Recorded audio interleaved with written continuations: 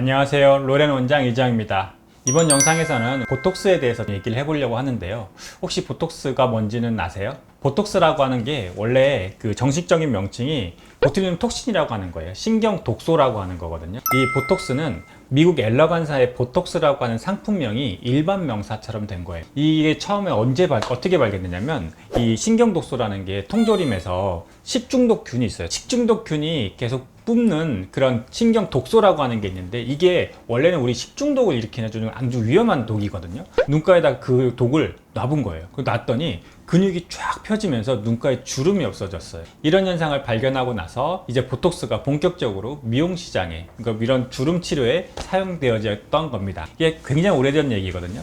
처음에 전 세계적으로 이 신경 독소는 크게 세 가지가 있었어요. 첫 번째로는 미국 엘러간의 보톡스, 그 다음에 두 번째로는 영국 립센의 디스포트, 마지막 중국의 BTX라고 하는 게 있었는데, 이 중국 제품이 참 신기하게 들어가 있었죠. 옛날에 보톡스와 디스포트밖에 없었는데, 이 중국에 있는 그 사람이 한간에는 미국에 있는 독을 가져와서 그게 중국에 가서 그걸 만들었다라고 얘기했는데, 어쨌든 세 가지가 있었어요, 전 세계에. 근데 보톡스하고 디스포트가 양대 산맥을 이뤘고 BTX는 거의 사용을 하지 않았었어요. 그 제품 자체가 조금 품질이 좀 많이 떨어졌었거든요. 그래서 우리는 어쨌든 보톡스와 디스포트를 사용했는데, 저는 제일 처음에 보톡스를 했던 게 디스포트라고 하는 제품을 많이 사용했었어요.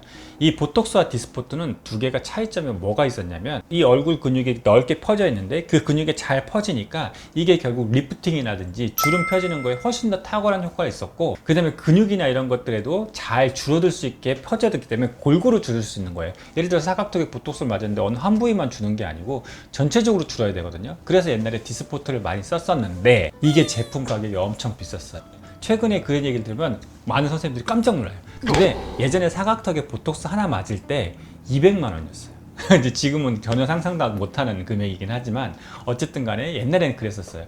근데 이게 점점 국내에 약한, 제가 기억하기로는 2006년도인가 2005년도에 국내 메디톡스라고 하는 회사에서 메디톡스라고 하는 걸 처음 개발한 거예요. 결국 국내에 처음으로 보톡스가 나왔는데, 아마 우리 주식하시는 분들은 잘 아실 거예요. 그때 메디톡스 굉장히 낮은 그런 회사였거든요. 근데 시총이 어마어마하게 올라갔죠. 그게 보톡스가 정말 메디톡스의 빅히트를 친 거예요. 엘러간의 보톡스와 너무 비쌌던 디스포트에 비해서 이 메디톡신 값이 굉장히 낮았었거든요. 솔직하게 얘기했는데 별로 좋지 않았거든요. 근데 시간이 가면 갈수록 그 품질이 좋아지고 많은 선생님들이 그걸 사용하게 되면서 더 좋아지는 거예요. 이게 선순환이 된 거죠. 그러다 보니까 결국 보톡스 효과가 좋아지고 결국에 미국의 엘러간 보톡스와 디스포트가 사라지게 되고 우리나라 메디톡신이 발생하게 됐는데, 그렇게 되니까 결정적으로 뭐가 좋아졌겠어요? 시술가가 많이 떨어지니까 더 많은 사람들에게 보톡스 주사를 놓아줄 수 있게 된 겁니다.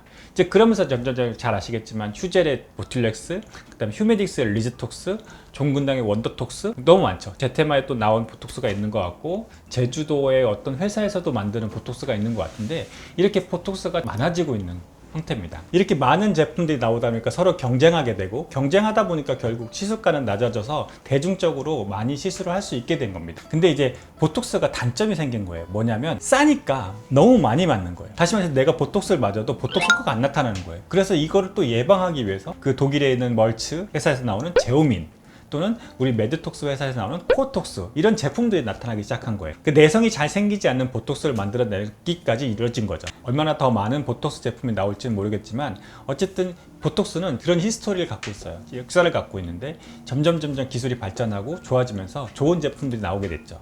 그럼 이 보톡스는 우리가 앞으로 어떤 방법으로 사용하느냐에 대해서 다음 영상에서 얘기해 드릴게요.